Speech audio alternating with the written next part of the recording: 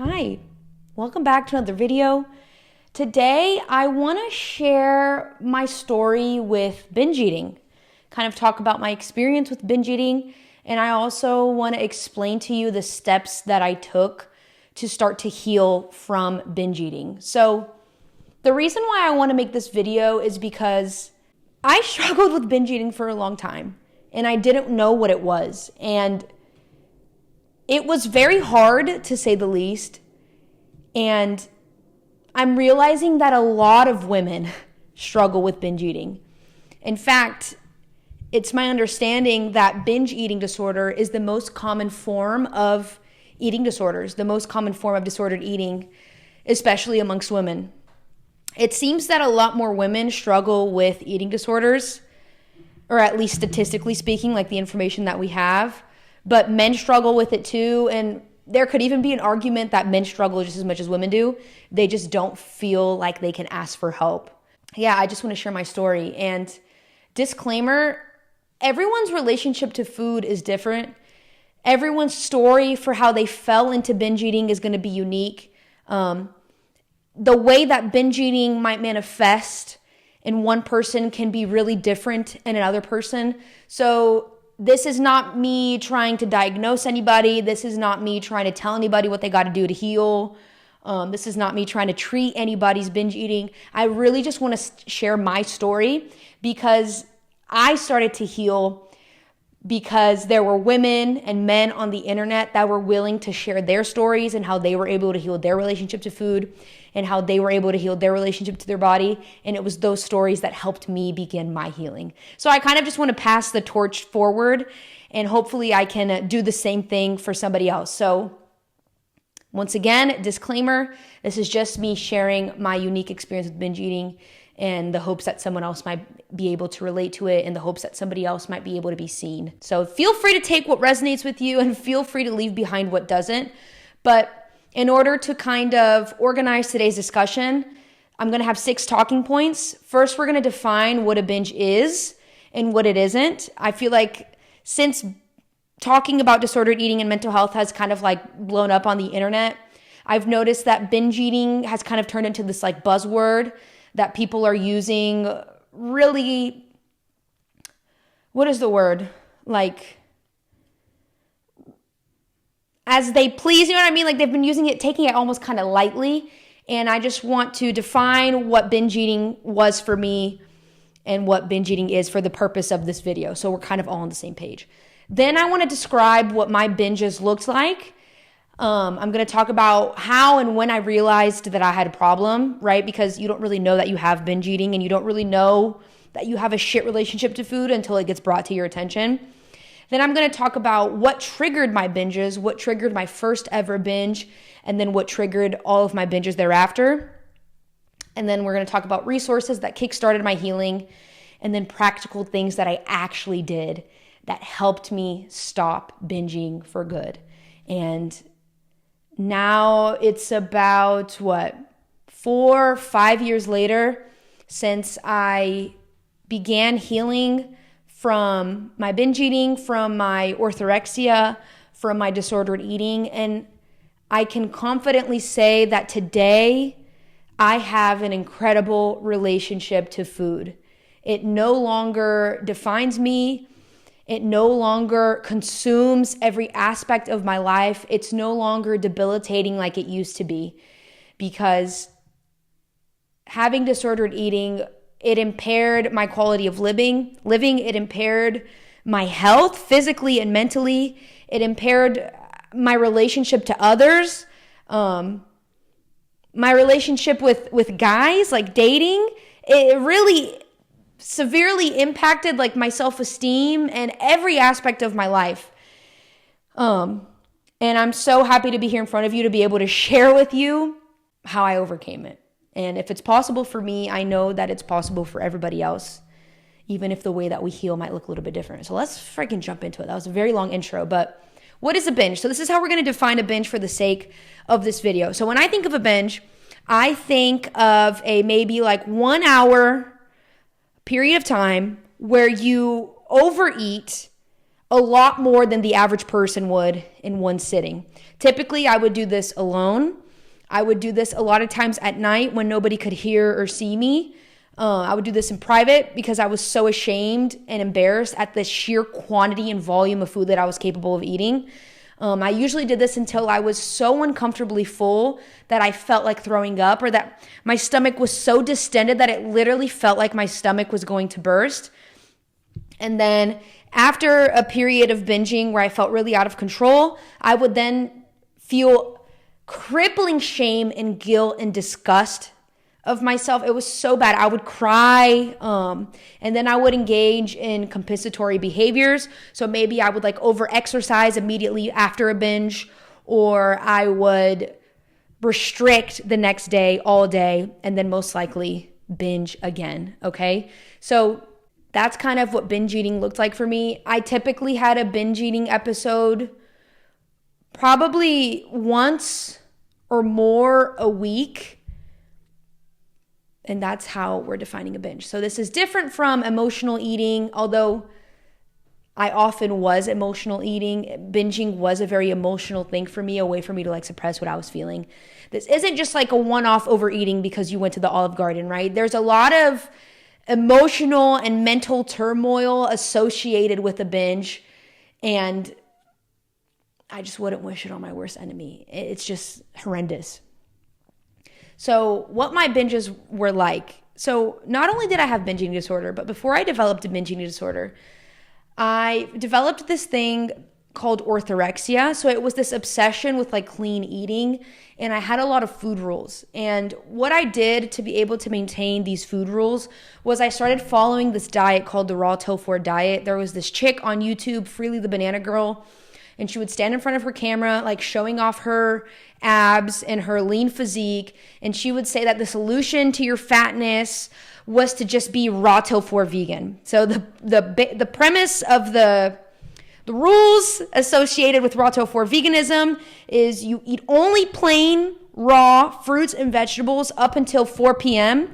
And then at 4 p.m., you can have a huge cooked, carb-loaded, also vegan dinner. So my days would look like, I shit you not, I would wake up, I would have 8 bananas for breakfast, I would have 8 clementines for lunch, and then I would have like 4 potatoes for dinner that I cut up into potato wedges and I baked them in the oven. And I wasn't allowed to use salt. I wasn't allowed to use oil in my cooking. I wasn't allowed to use onion or garlic.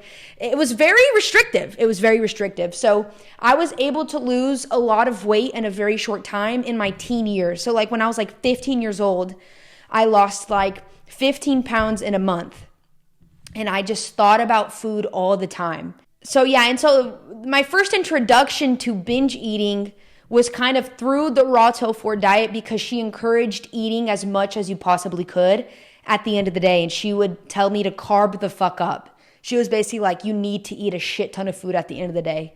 And I remember like, that's kind of where that began, of like serving myself like a big ass bowl of food and like scarfing it down super fast because I was so hungry, because I was under eating, because all I was eating was fruits and vegetables. When raw tofu became too much for me to keep up with, I decided to remain vegan, but I transitioned into like cooked food vegan, and I transitioned back into junk food. But here's what happens. When you restrict yourself for a very long period of time, if you immediately go back to either eating exactly like you were eating before, or you immediately transition into very calorically dense foods, you kind of can't help but to overeat it. It's almost like your animalistic body is trying to keep you alive. There are processes happening in your body trying to keep you alive. That was kind of my introduction of how I fell into binge eating. In other words, extreme calorie restriction is what triggered my first binge. Now, I didn't really understand that I was binging. I thought that I was just losing control and being undisciplined and having no willpower. I didn't recognize at first that I was struggling with this thing. I thought it was just a temporary loss of control, and I was just going to get right back on my shit, right back into my restricting, right back into my over-exercising. But then slowly over time, the binging began to get more severe, and it began to get more frequent. And that's when I realized that I had a problem. I remember I had just finished pounding the last bit of a jar of peanut butter and I couldn't stop. I think it was the first time that I realized that, like, dude, I actually can't stop. Whereas before I felt like I could, even though I was like in denial a little bit. Like I was like, no, I could stop if I wanted to, but I want to keep going. Now I kind of got to a point where I was like, wait, I actually cannot stop this thing. And I remember I got so pissed off at myself that I threw my spoon across the room and I was like, dude, this cannot be normal. And it was embarrassing how much I thought about food. I remember my YouTube feed, like my YouTube recommended feed, was all what I eat in a days. Because since I couldn't eat food, I just consumed food content, like Food Network, what I eat in a days, you know what I mean? Just it was very toxic. It was so toxic. So I decided to go on Google and I was like, is it normal how much I think about food? Like, is it normal to think about food this much? And I ended up finding this eating disorder quiz and I just kind of like tapped it, kind of like just out of curiosity, just to see how like I stacked up. This was, I was 15. So this was back in like 2014 when like Tumblr was still a thing and it was all about the thigh gap. And there was a lot of people who really embodied eating disorders as like something to be esteemed. You know what I mean? So I took this eating disorder quiz and I remember I basically tested positive for having disordered eating or having some form of eating disorder. And at first I was like, no, like I didn't accept it at first. And I didn't believe that I was sick enough because I wasn't skinny enough. So I remember I was like, I can't tell my mom, like she's not going to believe me. I can't really tell anyone about this. It's not really true. Like, no, this can't be true. And it kind of just stayed in the back of my mind. And I kept binge eating. I kept up with my orthorexia and my binge eating and my veganism. And I just kind of lived with it for a good long while. So I binged between the ages of like, I want to say 16 through 19 or 20. Okay. And it wasn't till I got into college that I kind of began telling people that I struggled with disorder eating in the past. Because although I had stopped restricting myself calorically at that point, I still thought about food constantly. I was still obsessed with clean eating, and I was still binge eating, or at least overeating and using food to numb, but it didn't feel as severe as it used to. To me, being overly restrictive and being raw till 4 vegan was like behind me, and I didn't. Again, it was another one of those things where I didn't feel like I was sick enough to be like, yeah, I still have disordered eating, because I was like an average weight. I wasn't overweight and I wasn't underweight. I didn't look strong and lean. I was just kind of like fluffy and unathletic. You know what I mean? But I was like healthy in terms of my weight. I remember constantly feeling like I had weight to lose. I remember constantly body checking. Again, just constantly thinking about food in my body. And in college, when I was like dealing with the anxiety of being a college student and wanting to perform, I still continued to turn to food, and I still continued to use food to procrastinate doing schoolwork. I still continued to use food to deal with boredom. I still continued to use food to deal with emotions that I didn't really want to feel. And, at that time, I didn't know that I was using food in this way. And I'll get to how I realized that I was doing it. So to summarize, I knew that my relationship to food was disordered, but I just kind of thought that it was something that I needed to live with. Until it was the summer of 2019, I was going into my junior year. And I remember I just got to a point where I was tired. I was tired of feeling like shit about myself. I was tired of constantly body checking. I was tired of feeling so uncomfortable in my clothes. I was tired of being at war with my body. And it was through reading books and watching YouTube video and finding women who were speaking out about their relationship to food that I felt like I was able to start healing. Specifically, the person who really, Whitney Simmons introduced me to weightlifting and how badass it is to eat enough food and be strong. Stephanie Buttermore, on the other hand, she taught me how to heal my relationship to food, and she taught me how to heal my insatiable hunger, basically, like always feeling like I could eat and always feeling like I could eat more and always feeling like at any moment I could lose control, okay? And it was that summer that I decided to do like a social media cleanse. And I was like, I'm just going to read books. I'm going to stop obsessing over the mirror. So I made a promise to stop looking myself in the mirror. I made a promise to stop weighing myself on the scale. And I made a promise to fast social media. So it was basically almost like I was going into like Buddha mode. I was like, I'm just going to be with myself. And I remember I was working a summer job, working the front desk at like one of the residence halls at my university. And instead of being on my phone or on Netflix or consuming media, I was just consuming books that were teaching me how to deal with my relationship to food.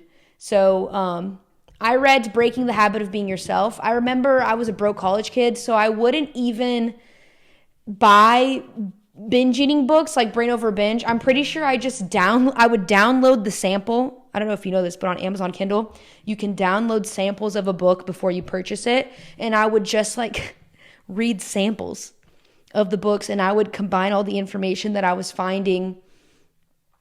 And I kind of like created a healing journey for myself. And what I found was that we don't just binge for no reason. There is something that triggered that mechanism for coping and dealing with emotions. So I realized that there's this thing called the binge restrict cycle, where basically you restrict yourself, you have intense thoughts about food, so then you binge, and then you feel a great amount of shame and guilt, and that's what triggers the next binge. So it's a cycle. Restrict, you can't stop thinking about food, so you binge, and then you feel a lot of guilt and shame. You restrict again, intense cravings again, and then you binge. And it kind of just goes round and round and round and round and round like that. And so I discovered that although what triggered my first binge wasn't my emotions, it was just under eating, the shame and guilt that I felt after my first binge is what perpetuated all the binges to come.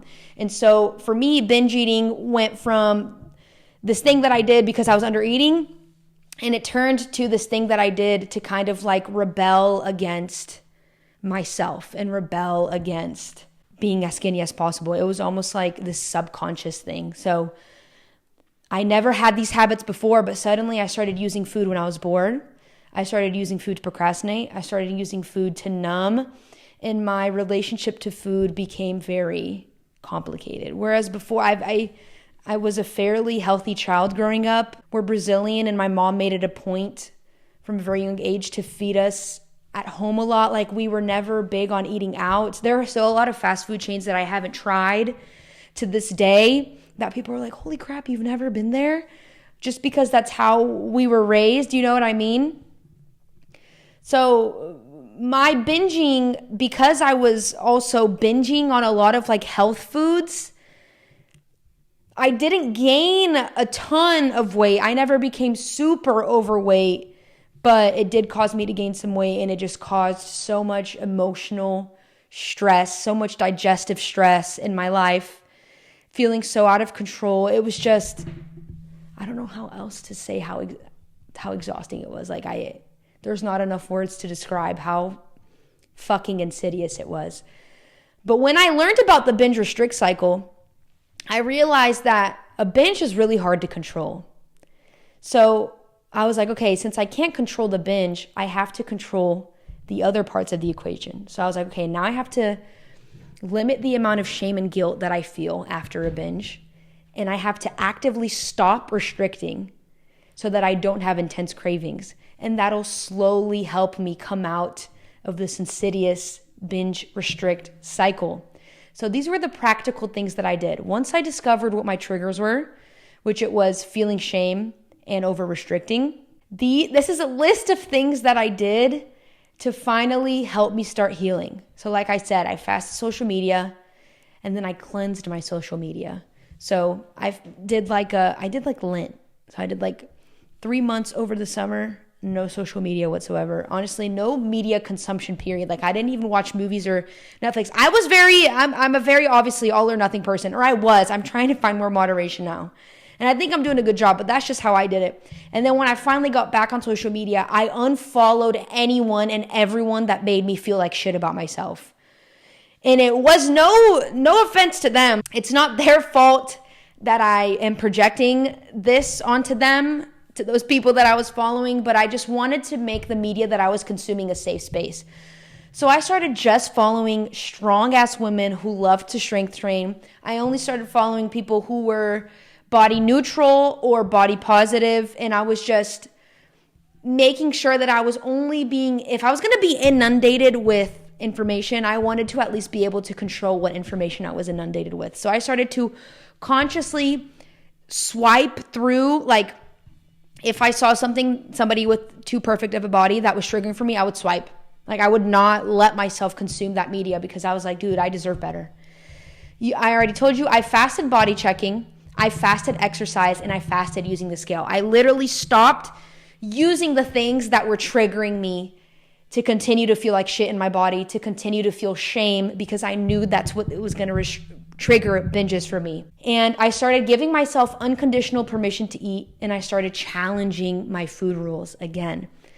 I knew that the restriction was what was causing my binge eating. So I knew that I needed to heal my relationship to food. This was probably the hardest part of it all because for such a long time I had lived my life by these food rules that suddenly weren't serving me anymore, and they were suddenly the reason why I kept overeating. And so it can be very scary to relinquish that control over food and over what you're eating, especially when it feels like everyone in your life is still participating in diet culture. It is so fucked because you will constantly be questioning yourself and wondering, can I eat this? Should I be eating this right now? It can be really hard to give yourself unconditional permission to eat. And so I just started honoring my cravings. And I'm not gonna lie, it was so uncomfortable and it was so scary. And when you go for such a long period of time, ignoring your body's signals, ignoring your cravings, you really lose connection with our body's innate wisdom about when to eat, when we're hungry. You know what I mean? Like you lose your hunger signals. And that's also partially what was contributing to my binging. It's because I never knew when I was hungry or not hungry. I just knew that I always could eat. You know what I mean? And that was so difficult. But giving myself unconditional permission to eat was one of the biggest things that I did that helped me stop thinking so much about food, because we already know this, the mind wants what it can't have. So I needed to make food not novel. I needed to make it abundant. I needed to prove to my brain and my body that food wasn't scarce, that I didn't need to worry, that I didn't need to overeat because I wasn't sure when, my body wasn't sure when it was going to eat again, okay? I also got rid of clothes that no longer fit me. I don't know, y'all probably do this too because I did. I feel like we all have heard this before. Keeping clothes that's too small on us because we keep telling ourselves that it's our motivation to lose the weight. I got rid of it. I got rid of clothes that didn't fit me anymore. I let go of any desire to become smaller, and I just accepted that this was my new body. That can also be really challenging, to accept that your body might not ever be able to comply with social beauty standards. Just a moment of silence for that one. Accepting that I might never be beautiful enough for somebody, and that I'm okay with that. If it means that I get to have peace of mind, I don't give a fuck if you think I'm hideous, because the only person who's going to live with me every single day and die with me is myself. I'm the only thing that I have, and I need to start fucking living for me. So I got rid of clothes that no longer fit me, and I started buying clothes that fit my body and not the other way around. I didn't need to fit into a piece of clothes. My clothes needed to fit my body. And learning, honestly, to dress my curvy body. Learning to find clothes that flattered my body type. And just because I didn't look super skinny, it didn't mean that I didn't have my own beauty. You know what I mean? I journaled a lot. So a part of my social media cleanse was the fact that I was reading a lot of books to fill up my time. And with that, I was journaling a lot. So I would literally Google body image journal prompts or like eating disorder journal prompts. And I remember I followed like a 12-day challenge where I would do one journal prompt a day devoted to healing my body image, healing the way that I viewed my body. I literally journaled a lot I journaled a lot, so much when I was healing. It was just such a great way to externalize those toxic thoughts that were in my head and kind of like bring myself down to earth of like, bitch, show the fuck out. Nobody is thinking about your body that hard but you. Stop punishing yourself. Holy shit. Stop being your own biggest bully. I also practiced delaying my binges. So the goal wasn't to not binge. Like I didn't want to put a pressure on myself not to binge because usually that would trigger a binge even more. Instead, I would delay a binge. So the way that you do that is you kind of sit with those negative emotions and feelings and you sit in the discomfort of a craving to binge. And what I would do is I would put a timer on my phone for like 5 minutes. I felt like I would feel the urge to binge. I would wait for 5 minutes and then I would honor my binge is what I would call it. So I was changing the way that I viewed a binge. I changed it from viewing it as this thing that was bad and that I was such a slob for doing. And I reframed it in my head to be like, to thank you body for trying to protect me, for trying to keep me safe, and for trying to keep me alive. That's ultimately what a binge is, right? It's trying to help you feel less pain if you're avoiding some type of emotion, or if you're like me and you started binging from restriction, it's helping keep you safe from the next restriction. You know what I mean? So I would delay my binge and then I would binge. And then after the binge, I would practice journaling, thanking my body for the binge, honestly, and practicing not feeling guilt and shame around the binge. I would literally just affirm myself like, I am enough, like binging is not bad. This is just the way that my body has learned how to cope. I accept myself for who I am. You know what I mean? My body is the least interesting thing about me. And slowly over time, I started to feel less and less intense negative feelings around my binge. And slowly over time, my binges started to become less and less. I started being able to delay my binge for longer and longer until finally there was a day that I had a craving for binging. I delayed the binge and then the feeling passed and I didn't need to binge. And that's kind of how I started healing. And my binges started to become fewer and further between until one day I just stopped binging altogether and I never binged again. I don't even remember when my last binge was, you know what I mean? Because it happened so gradually. But another thing that I did is I practiced eating without distraction. So I practiced like eating uninterrupted. I would put my phone down, I would put everything away, and I would just sit with my food. I would thank my body, I would thank the universe for the food that I was about to receive. And then I would practice mindfully eating my food. I would practice eating slowly and kind of retraining myself that I didn't need to eat in a hurry. It wasn't a restriction coming next. Like I was allowed to eat and take my time with my meals. And that really helped me learn how to tune into my natural satiation signals. I started replacing my body negative thoughts with more neutral thoughts about my body. So every time I would experience a body negative thought, I would acknowledge that thought. I would thank that thought for trying to keep me safe. And then I would almost observe that thought like a third person. I think this is called cognitive behavioral therapy. And then I would replace that thought with a different thought. So for example, if I was looking in the mirror and I was like, dang, my stomach is so ugly, I would be like, no, that's just what my stomach looks like and that's okay. And my body is the least interesting thing about me anyways. and I can wear a pair of pants that flatter my tummy. You know what I mean? Another thing that I did was I wrote my body an apology letter. This can be kind of intense because for a long time, I only knew how to say negative things to my body. And so writing an apology letter for treating my body so poorly, for inflicting like so much pain onto my body, for restricting my body, you know what I mean? For hurting my body, that one can be very cathartic. So I really loved writing my body an apology letter. I practiced looking in the mirror and pointing out things that I liked about my body. So focusing on the positive rather than the negative. So for example, I love my hair. I think my hair is beautiful. I think I have a beautiful face. You know what I mean? I think I have cute feet. So just instead of just poking all the things that I hate about myself, just trying to reframe how I viewed my body. Because think about it, when you look at somebody else, are you tearing them apart? No, you're probably like looking for good things in them. And most people, I like to believe, are looking for good things in others too. And so it was about damn time that I started looking for good things in myself, showing myself that same grace.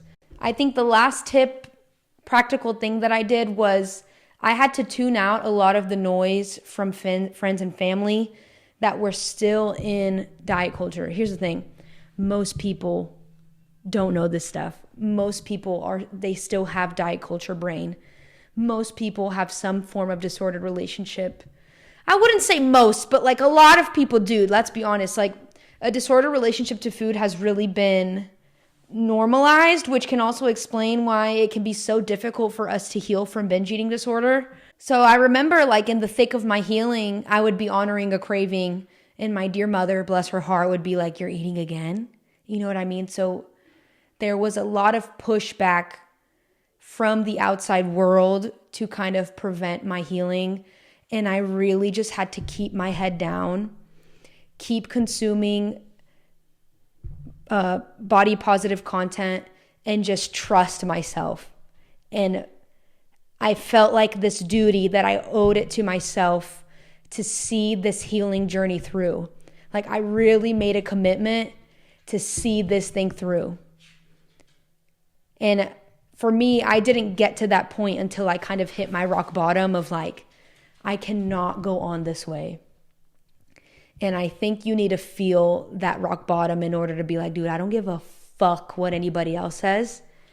I would rather everyone think that I'm crazy if it means that I can have the peace of not being at war with my body anymore. You know what I mean? So sometimes you really do need to hit rock bottom to just not give a fuck and to just put your hater blockers on and do it for you. Focus on you because you deserve to heal. I deserved to heal. Sorry if my language changed from I language to you language. But like I said, ultimately, this is what I did for my body. And this is what helped me. It's a long journey. I really, really, really had to commit to it. And it wasn't easy. But it's been so worth it. And now I can stand here in front of you and tell you my story that I no longer struggle with binge eating. And I no longer struggle with disordered eating. And I no longer think about food 24/7. And I have so much more mental energy to devote to way cooler things like making YouTube videos and running my business and getting strong as fuck and building muscle mass. Like I am so much more interesting now that I'm not constantly insecure and thinking about my body and about myself. You know what I mean? I have more energy to think about other people and not be such a shell of a human being. Okay, that's my story. Hopefully this makes some type of sense. Hopefully this is helpful to someone out there. Please feel free to comment your own experiences. If there was anything in here that you were able to take with you that resonated with you.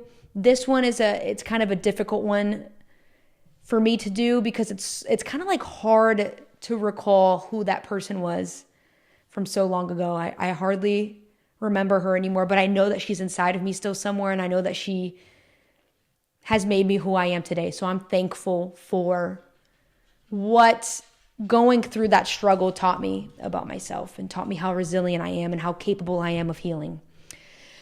But yeah, if you like this video, please give it a thumbs up. Please share it with somebody who you think might benefit from this information. Don't forget to subscribe if you haven't already. And don't forget to ding, ding, ding, ding. Click that little notification bell so you never miss another video from me ever again. I'll see you next time.